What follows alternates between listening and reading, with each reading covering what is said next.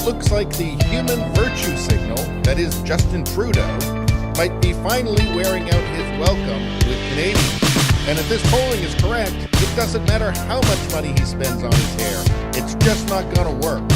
But we learned from this COVID crisis, we will be applying to the climate crisis, to the housing crisis, to reconciliation. 81% of all Canadians want Trudeau out of power. That's not just conservatives. Play the clip. Well, it looks like the human virtue signal, that is Justin Trudeau, might be finally wearing out his welcome with Canadians. And if this polling is correct, it doesn't matter how much money he spends on his hair. It's just not going to work. Not this time. Here's the headline. 81% of Canadians want Trudeau out of power. Couple points. Don't count the Prime Minister out. I say that as a warning. This guy is slippery. He controls the press. He knows how to work the system, and he knows how to hypnotize the people. Don't count him out. That's all I'm going to say. He's a slippery, slimy Prime Minister. In case you didn't hear, Trudeau's given $500 million of your money away to the Ukraine.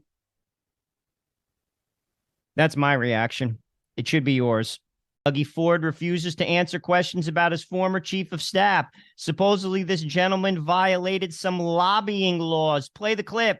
Premier, I'm Charlie Pinkerton of the Trillium.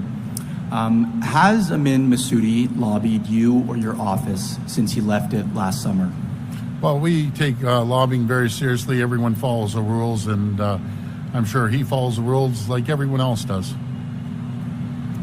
Have you at any point ever encouraged anyone to enlist Amin or his company, Atlas Strategic Advisors, to lobby the government? Well, we take lobbying very seriously, and everyone follows the rules. So thank you.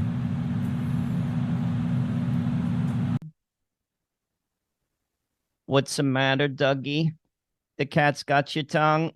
How many times this week on the news have you heard that the forest fires were caused due to climate change? How many times?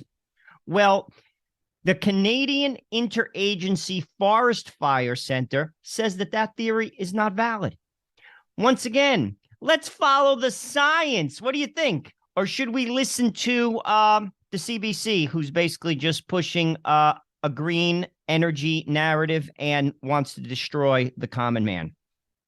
I think we should follow the science. What do you say? Conservatives of Canada, quote unquote, conservatives of Canada, when questions asked about mutilating children, gender, castration, the best they can do is lower the price of milk. Just a little bit. Just a little bit. Let's ignore the children who are getting castrated.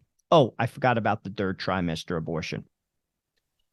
The conservatives of Canada. The president of Calgary's Black Lives Matter chapter has been charged with a hate crime over an incident where she is accused of targeting Catholic children at St. Thomas Aquinas School for their race or ethnic origin. How nice, targeting children. Kudos to Calgary for charging her with a hate crime, because that's exactly what it is, a hate crime. You don't target anybody. This is not the dream of Martin Luther King, where all children would be judged by the content of their character, not the color of their skin. This is so wrong. I'll be truthful with you. I can't even believe it that this is going on. I can't even believe it. But it is, and it's real. Good for Calgary for charging her for a hate crime, because that's exactly what it is. You don't target anybody, most especially children. This is how out of touch Justin Trudeau is, as if you needed more evidence to basically make that statement. He thinks 57% of Canadians are far right. That's not accurate. Just because they don't agree with you, Justin, doesn't make them far right. That reminds me of the Hillary Clinton quote when she said 40% of America are deplorables. No, they're not. They just don't agree with you. You see, he can't come to grips with the fact that he is not living in reality. Many of his ideas are frankly ideological, and they're destroying people, and he doesn't care because he's not affected by them. He's worth $85 million. And frankly, there are many people who are financially well off who embrace the same ideas because they're not affected by it. And anyone who disagrees with them have been labeled and gaslighted by the press as far-right haters and fascists, and too many people gobble that up because it's broadcasted and spoon-fed to them by the mainstream media. That is the state of Canada, that is the state of America, and that is a sad state indeed. Brunswick politicians are requiring parental consent for kids under 16 to change their names and pronouns at school. Trudeau calls them hateful and the far right, and what I call them, moms and dads. Play the clip. But unfortunately, as you all know, we don't have to go as far as Uganda to see hateful rhetoric on the rise. We're seeing that angry, hateful rhetoric rise on our continent, particularly targeting trans people. Trans people are among the most vulnerable people in the 2S LGBTQI+ community, facing high rates of violence and suicide. And far-right political actors are trying to outdo themselves with the types of cruelty and isolation they can inflict on these already vulnerable people. Right now, trans kids in New Brunswick are being told they don't have the right to be their true selves, that they need to ask permission. Well, trans kids need to feel safe, not targeted by politicians. We have to stand against this. We have to stand up for the freedoms we believe in and continue our work of letting love be louder than hate. Just a couple points. The requests of those who have embraced this ideology are becoming more and more outlandish. Notice the acronym when Trudeau references the LGBT, he kind of runs through it real fast. It's getting longer and longer. Their basic circle is getting larger and larger, and what they're asking people to basically accept as mainstream is getting more and more unhinged from reality. This is a political loser, and they don't see it because kids are apolitical. Many liberals are not for this. There are gays that are not for this, yet they keep pushing it and pushing it and pushing it. This, my friends, is a loser. This is going to backfire on them, and history will look back on this as a sad, sad chapter in Canadian history.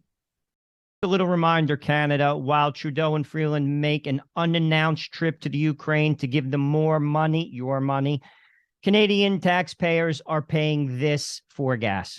Just a reminder, and this is a public service announcement, and it was not sponsored by the CBC.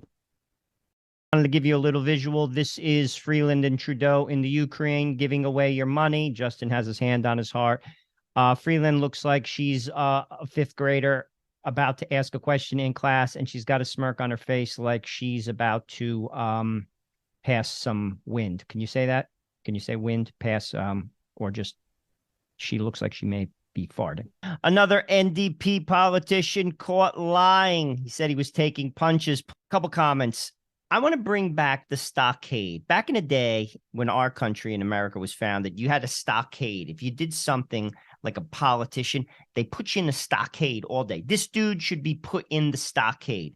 I'm not quite there on the tarring and feathering. We also did that in America back in the day. I like that. For this, put him in the stockade and then throw like rotten cabbage at him. What do you think? You think that would maybe change his tune for another hate hoax? I'll tell you what. You can't make this stuff up, sadly. Have the Canadian people finally had enough? Play the clip. Leave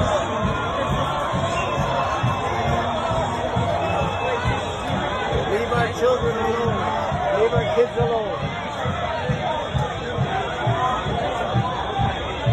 Thank you for coming. Thank you for coming.